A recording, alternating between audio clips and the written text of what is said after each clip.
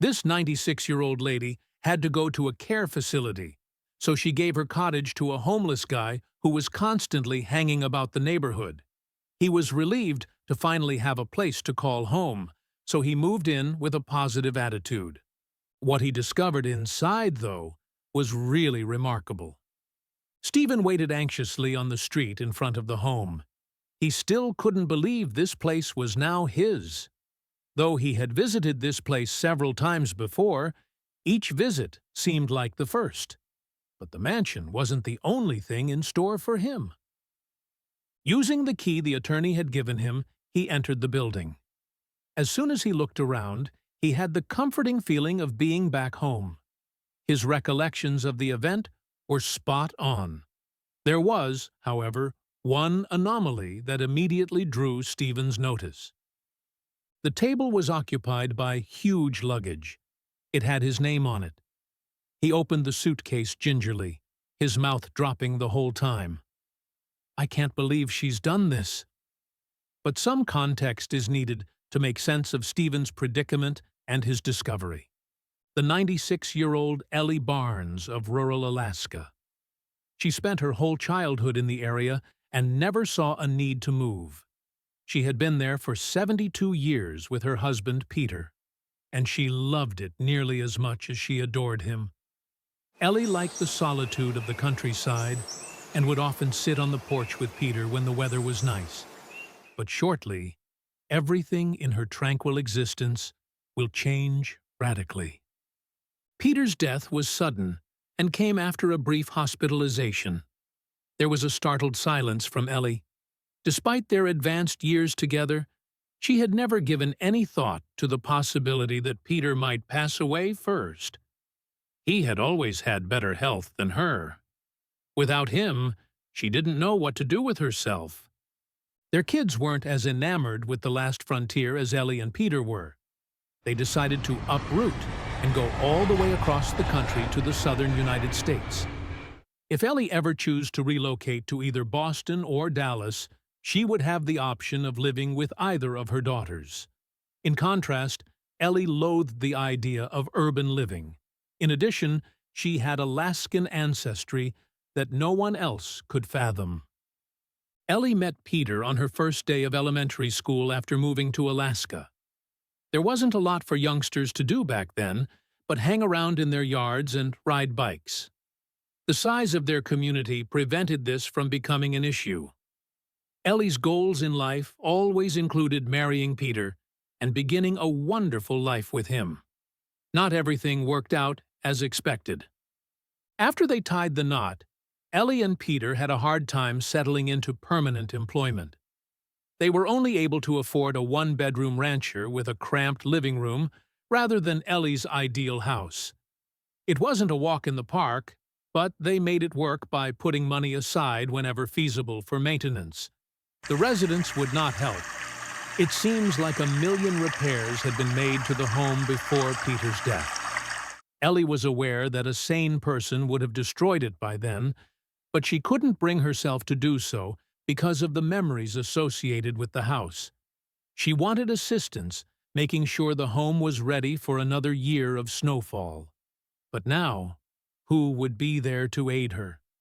Ellie was fortunate in that a neighbor only 10 minutes away came to her aid. They'd been pals for a while, so they volunteered to help out with household chores. However, there was a lot that needed fixing, from the broken windows to the leaky roof. Furthermore, Ellie's neighbors were experiencing difficulties of their own. Their son, Stephen, who had been homeless for a long time before moving in with them, also caused them concern. Unfortunately for Stephen, Ellie's hometown wasn't exactly a warm and kind place. Stephen has been looking for work unsuccessfully. Due to the lack of resources, he would never be able to support himself financially in such a remote location. He despised being dependent on his parents, but he had nothing with which to go farther away from home in pursuit of employment. He had almost given up when things started to turn around for him. To help out around Ellie's home when his parents were too weak, Stephen would often help out. He was bored, and decided to provide a hand to Ellie in any way he could. Stephen consistently rejected Ellie's attempts to compensate him. Since the two of them had met under such horrific circumstances, he felt obligated to her. Everyone in the little village knew that Stephen had been homeless before he returned. They passed quick judgment on him and didn't offer him any respect. He felt very alone. However, Ellie and Peter had accepted him without hesitation, and their regular dinner invitations had helped bring him out of his funk. He sought any opportunity to return her generosity. When he agreed to provide a hand, he had no clue how dramatically his life would shift as a result. Stephen continued taking care of Ellie in whatever way he could. He went food shopping for her, cleaned the home, and even completed the repairs. They established an even greater relationship. Since Stephen wouldn't take any money, she insisted on cooking him supper and sewing him a new scarf from the winter. But not everyone was delighted. He spent so much time at her place that he didn't have any left to look for employment. They'd been supporting him for years, and Stephen's lack of regular income was pushing their budget far too thin. Something would have to give. Finally, Stephen's parents informed him that he had to choose between aiding Ellie and staying at home. They couldn't continue to assist him if he wasn't going to make an attempt to sustain himself. While Stephen understood, he was also astonished that his parents weren't more generous with Ellie, given she had always been so friendly to everyone. It was time to make a choice. Stephen informed his parents that he wasn't willing to forsake Ellie. They'd spent months together, and he considered her his sole friend. Stephen's parents urged him to gather his stuff and depart. They didn't want him to be homeless again, but they didn't know what else to do. Neither did Stephen. Stephen was at a crossroads. He understood that if he left town, he would have greater possibilities in one of the major cities. That would mean leaving Ellie behind. He could still contact her and catch up, but he wouldn't be there anymore to assist her with errands. What would she do without him? Stephen realized that he had to go away for his own good. His parents were happy and gave him enough money to get established in a hotel for a couple of weeks while he got a job. But as Stephen packed, he wasn't particularly anxious about what the future in the city might bring. All he could think of was saying goodbye to Ellie. Stephen went to tell the news to Ellie. She was saddened by the news. They had both gotten close after spending so much time together. But Stephen felt that he didn't have any other option with his parents in such a financial strain. He needed to establish a life for himself. He merely lamented that Ellie wouldn't be such a huge part of it anymore. Or so he thought. Ellie attempted to get by without Stephen, but she'd learned to depend on his aid. She was too elderly to accomplish many things by herself. Her children continued pressuring her to leave the home behind and go south. But she'd raised her entire family in that home. It was Peter's home, the last piece of him she had. Ellie couldn't bear to part with it, but she was starting to feel that she wouldn't have a choice. Ellie was resolved to at least give surviving alone a serious try. She went to the store, kept the home tidy, and attempted to perform some repairs herself. She stayed at this for almost 3 weeks when something occurred that made plain to her that this was just no longer an option. While Ellie was cleaning up in the kitchen, she stumbled over a towel that she dropped on the ground. Ellie fell, and she fell hard, shattering her hip in the process. While Ellie attempted to conceal this at first, her family was swiftly notified by the doctor, and this was the last straw for them. They wanted Ellie to relocate to a retirement home near to them. Ellie had always strenuously opposed to this, but by this time the reality of the situation had set in. Ellie realized that what she was trying was ridiculous and hazardous, and all she was doing was making her family worry. It was time to leave the house she had been in for 60 years of her life. With Ellie knowing she would be going, there was just one question remaining. What was she planning to do with the house? Ellie realized she could attempt to sell the house, but it would definitely not bring her much money. Besides, there was only one person who was genuinely entitled to it: Stephen. Ellie decided to call a lawyer in to assist her, make sure the transfer of the house would go well. She also wanted the lawyer to notify Stephen about everything, since Ellie knew that she would not be able to get a word out if she was the person phoning Stephen, and she wanted everything to be stated loud and clear to him. Ellie also wasn't really sure whether Stephen wanted her former home, but it didn't really matter to her. But what she knew for sure was that he wanted everything she left behind within for him. See, the home was simply a ploy to cover what Ellie genuinely intended to offer Stephen. But it had to be a surprise. When Stephen received the call from the lawyer, he was incredibly shocked and somewhat puzzled about what to do now. He never anticipated Ellie to leave the home she loved so much, alone give it to him. What did he truly do to deserve this? Or was there more behind this? Ellie's gesture was almost too kind. Everything in Stephen told him that maybe his parents had something to do with it. Could they have wanted him to live closer to home again? The more he thought about it, the less he truly wanted to live in rural Alaska again. The possibility of having a home, no matter how awful of a state it was in, was too attractive to resist. It was such a kind offer from Ellie, even if his parents had anything to do with it. And anyway, he could always simply sell it for some cold, hard cash if he wanted to.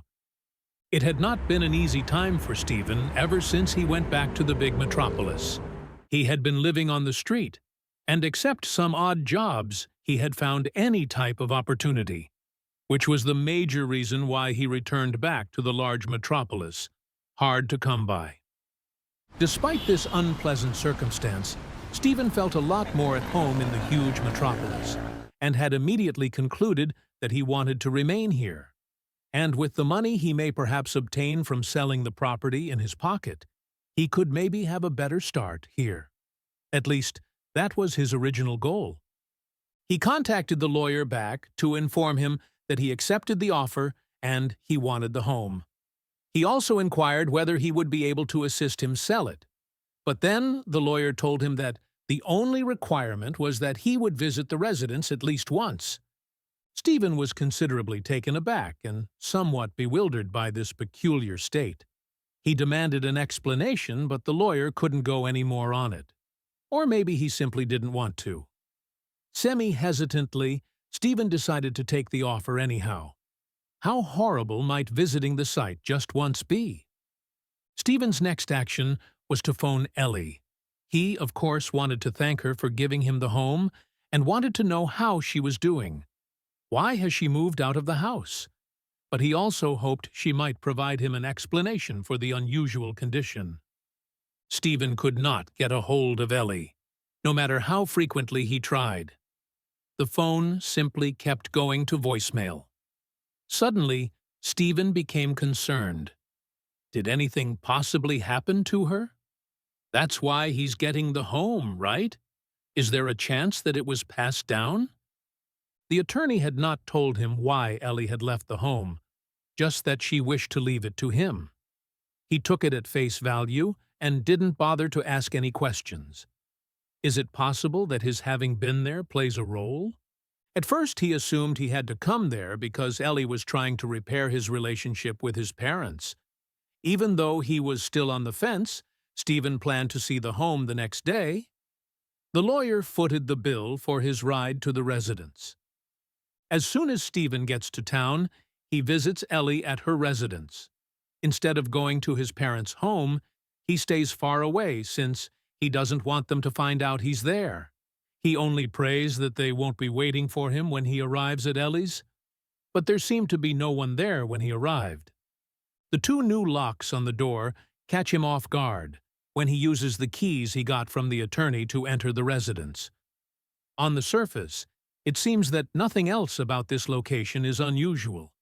But then he notices the huge bag sitting in the middle of the table for dinner.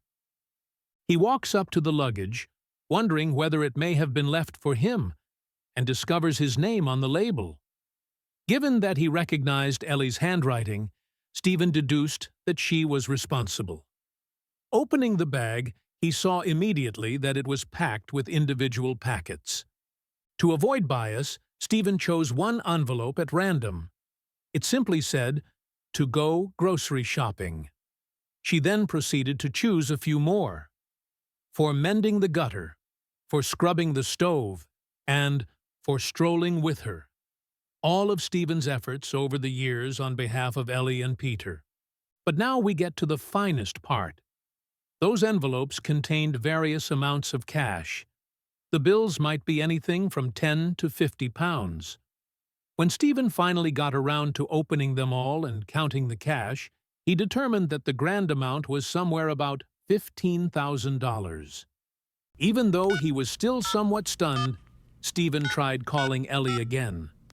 This time, to his delight, she answered the phone.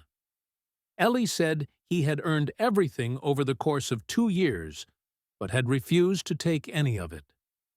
She felt obligated to repay Stephen for his generosity and assistance, and this was her method of doing so. Even the thought of it made Stephen cry.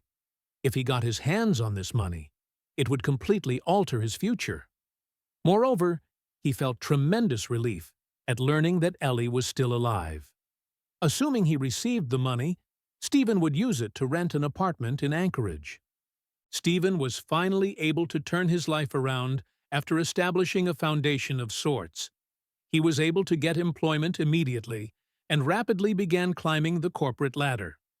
Very quickly after that, he met his current fiancée, and the two are now living together and making plans to raise a family. As time passed, he and his parents became closer, and he now visits them once every few weeks. And he always made a point of stopping by Ellie's home whenever he was in town to make any necessary repairs. He retains ownership of the property and now leases it to a local couple who want to raise their own children there. Before Ellie died, Stephen would have one more chance to visit her. About 6 months after she gave him the house and the money, he paid a visit to see her at the retirement home. He could thank her over the phone 1,000,000 times, but he needed to tell her in person just once. Send your gratitude to the one who made a difference in his life. Do you like this touching and surprising story? If so, we invite you to leave us a comment expressing your opinion. If you want to continue enjoying inspiring stories like this one, subscribe to our channel or check out the other videos shown at the bottom of the screen. Thank you for your cooperation.